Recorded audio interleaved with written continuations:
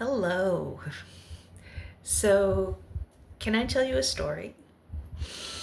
Um, Years ago, I guess about 20 plus years ago, when I was living in New York City and working as an English teacher, I used to teach English to foreign students. I was living in Staten Island and I had to commute on public transportation across the city, literally from Staten Island, which is like way down here, all the way up to Riverdale in the Bronx, which is in the the northwesternmost part of New York City. And I had to get up at 4:30 in the morning, which, if you know me, and how I'm a night owl, that was interesting. I had to get up at 4:30 in the morning and take a bus to the Staten Island ferry, then the ferry, then the number one subway from the first stop to the last stop, and then another bus, and then walk through the campus to get to the school I worked at. It was approximately 2.5 hours each way. So I was spending about 5 hours a day commuting to work, plus teaching, engaging with people for 6 hours a day, keeping them entertained and engaged and educated. And then, of course, as a teacher, I had grading to do. I had to mark papers, I had to read essays, I had to read research papers, I had to do final grades. So that was, it was a lot. It took a toll on me. And also at the same time, my father he had Parkinson's and he was in a nursing home. So I would visit him as often as I could on my way home. So that was another stop. So I would take the bus, get off the bus, go into the nursing home, spend an hour or so with an ill man who also had Lewy body dementia, and get back on the bus, and then go to the subway. And so it was a lot. Plus I was taking spiritual classes. I was studying all kinds of spiritual topics. So all that to say that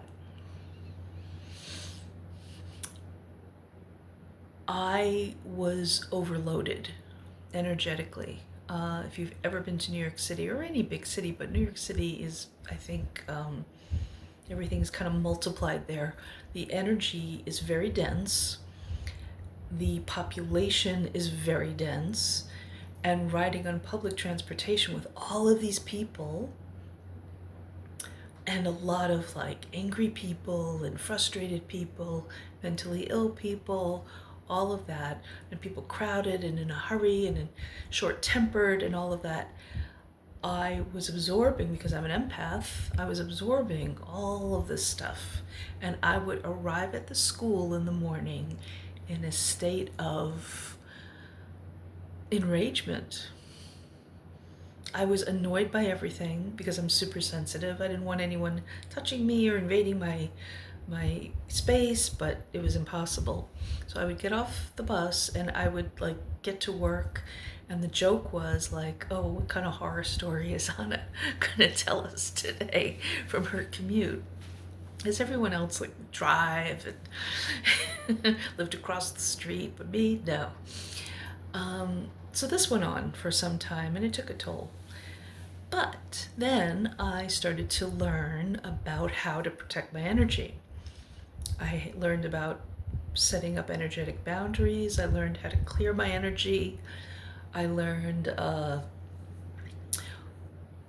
so many different things. And so over time, as I started to employ all of these methods, including clearing myself and, shielding myself, going into an altered state while I was on the subway, I would literally put up all these shields around me, clear the subway car, set an intention that no no one with any negative intent would get on the subway car.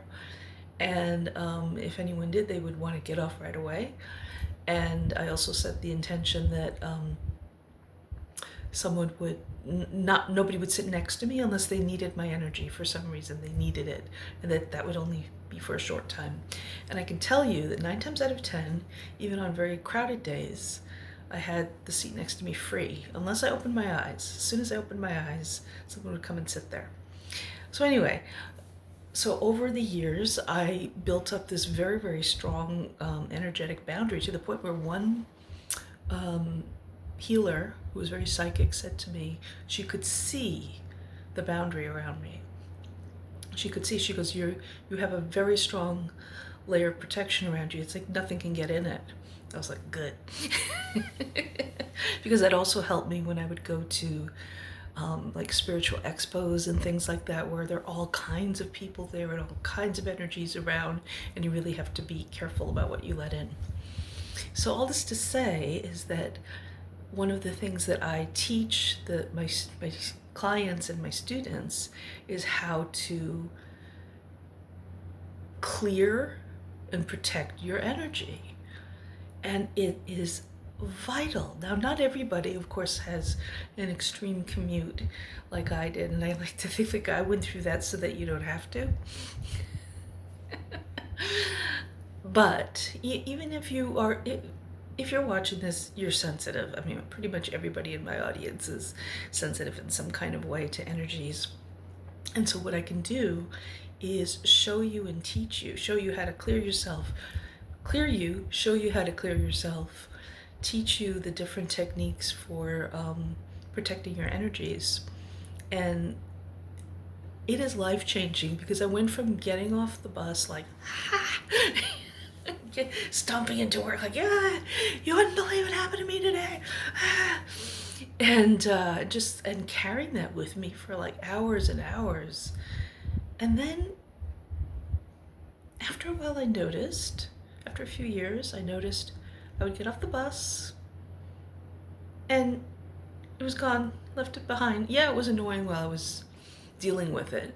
But as soon as I stepped off the bus and started walking through the campus, it was as if it never happened. And I was focused on the birds, the trees, the flowers, the air, the view, because it was a very beautiful place where I worked. So, and it was life-changing. It was life-changing. And, my coworkers were like, oh, no stories to tell today? And I was like, oh, yeah, stuff happened, but I don't really remember what it was. Or, yeah, something happened, but it's not important. That was the difference. And I'm not joking when I say that it was life-changing, because the peace that I was able to achieve in the midst of all of that craziness, I think, is priceless.